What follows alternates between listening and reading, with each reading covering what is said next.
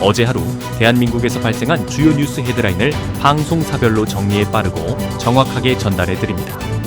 주요 헤드라인 뉴스 지금 시작합니다. JTBC가 뽑은 헤드라인은 헌법재판소의 윤석열 대통령 탄핵심판 선고가 내일 오전 11시에 열리며 주문이 낭독되는 즉시 결과가 확정됩니다.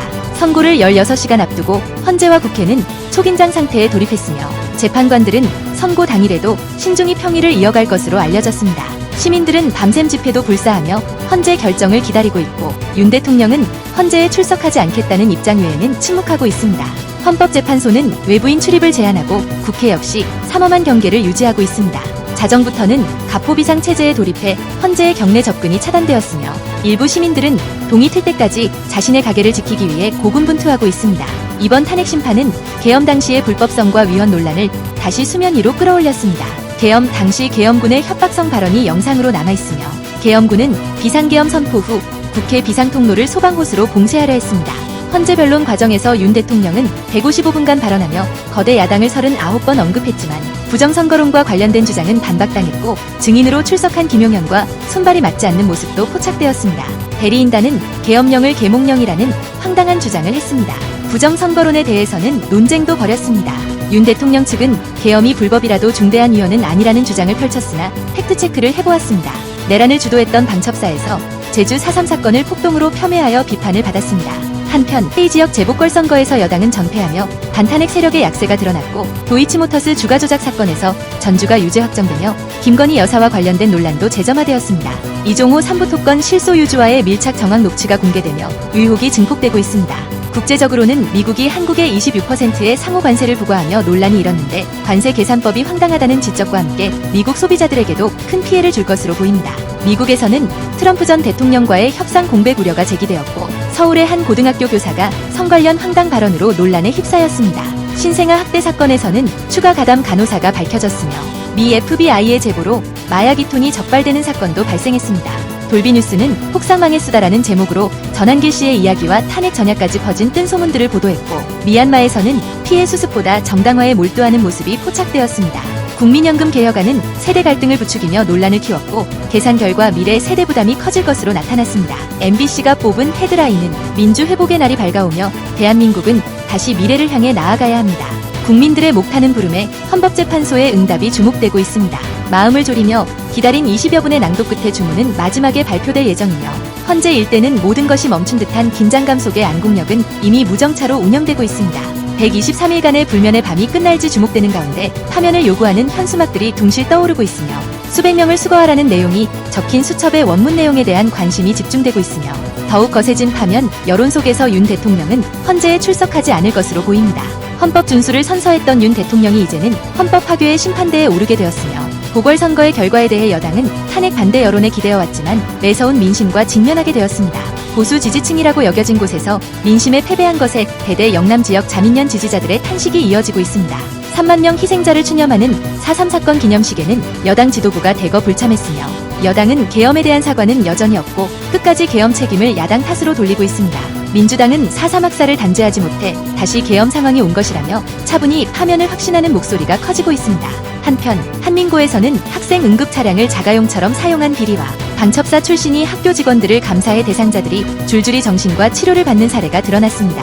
전 세계적으로 관세 폭격이 이어지는 가운데 한국은 무려 26%나 관세를 맞았으며 중복 관세는 피했지만 화장품과 가전 등 주요 산업에서 초비상이 걸린 상황입니다. SBS가 뽑은 헤드라인은 15시간 뒤 윤석열 대통령 탄핵 선고가 예정된 가운데 윤 대통령은 불출석 의사를 밝혔으며 현재 경계가 삼엄의 학교, 상점, 회사 모두 문을 닫고 있습니다. 선고를 앞두고 찬반 양측의 밤샘 집회가 이어지며 막판 총력전을 벌이고 있으며 8년 전 불상사를 막기 위해 불법 행위는 엄단하겠다는 방침입니다.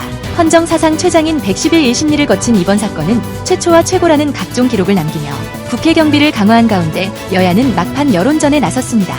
윤 대통령의 승복 여부와 이재명 대표의 승복 여부를 두고 남탓만 이어지는 가운데 국회 무력화와 관련된 최다 질문이 파면 여부를 가를 중요한 쟁점이 될 전망입니다. 5분 만에 끝난 국무회의와 홍장원의 메모가 헌법재판소 판단에 어떤 영향을 미칠지도 주목됩니다. 내란죄 철회와 조서 증거 문제 등 절차적 쟁점이 판가름 날 것으로 보이며 하면 시 대통령 예우는 박탈되고 기각시 즉시 복구하게 됩니다.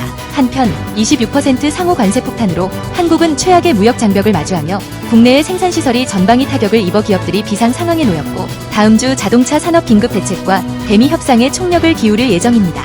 자유무역 시대가 막을 내릴지 전 세계가 충격에 빠진 가운데 학대 간호사 추가 의혹으로 피해 신생아가 최소 6명으로 밝혀졌고 외국 선박에서 코카인 2톤이 적발되며 아시아를 겨냥한 범죄 가능성이 제기됐습니다. 도이치모터스 주가 조작 사건에서는 유죄가 확정되고 전주들의 혐의 인정이 이어졌으며 보궐선거에서는 4대1의 구도에서 1대4로 야당이 약진하며 거제와 담양에서는 이변이 일어났습니다. 산불로 절실했던 비가 인공강우로 이어지지 못하며 현주소를 드러냈고 지쳐가는 이재민들은 복구 행정 절차 단축을 촉구하고 있습니다. 서울 모빌리티쇼가 개막하며 관세와 캐즘 극복 전략이 논의되고 있습니다. KBS가 뽑은 헤드라인은 내일 헌법재판소에서 탄핵 심판 선고가 예정된 가운데 긴장감이 최고조에 달하며 가포 비상이 발령될 예정입니다. 국민의힘은 밤샘 릴레이 시위를 이어가며 복귀시 개헌을 추진하겠다는 입장을 밝혔고 민주당은 파면 촉구 총력전을 펼치며 파면을 위한 증거가 충분하다고 강조하고 있습니다. 윤석열 대통령은 선고에 출석하지 않고 관저에서 이를 지켜볼 것으로 보이며 선고 절차는 전국에 실시간 생중계될 예정입니다. 윤 대통령의 운명을 가를 기준은 사안의 중대성으로 결과에 대한 승복과 국민 통합이 중요하다는 원로들의 당부가 이어지고 있습니다. 한편 트럼프 미국 대통령이 한국에 26% 상호 관세를 부과하겠다고 밝혀 논란이 일고 있으며 한국에 특히 가혹한 조치로 동남아 공장에도 영향을 미칠 전망입니다. 미국에 대한 한국 관세가 50%라는 주장도 제기되었으나 구체적 검토가 필요하며 정상 간 설득을 통한 협상이 중요해지고 있습니다. 자동차와 철강 관세 25% 부과로 이미 타격이 시작된 가운데 전 세계적으로 비상이 걸렸으며 미국 주식시장도 시간 외 거래에서 하락세를 보이고 있습니다.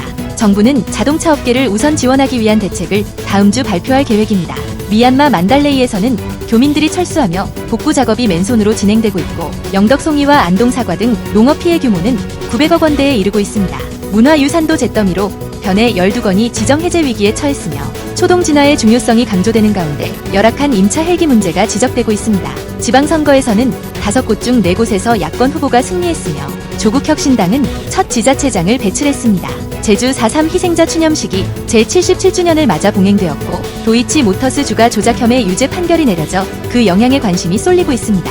군자료를 중국에 전달한 혐의로 현역 병사가 체포되었으며 기업들도 부동산 시장에 무리하게 투자하는 상황에서 혁신의 방향성이 잃어버린 것이 아니냐는 우려가 커지고 있습니다. 주요 헤드라인 뉴스는 JTBC 뉴스룸과 MBC 뉴스데스크, SBS 8시 뉴스, KBS 9시 뉴스 헤드라인을 알려드립니다. 전해드린 뉴스 헤드라인이 도움이 되셨나요?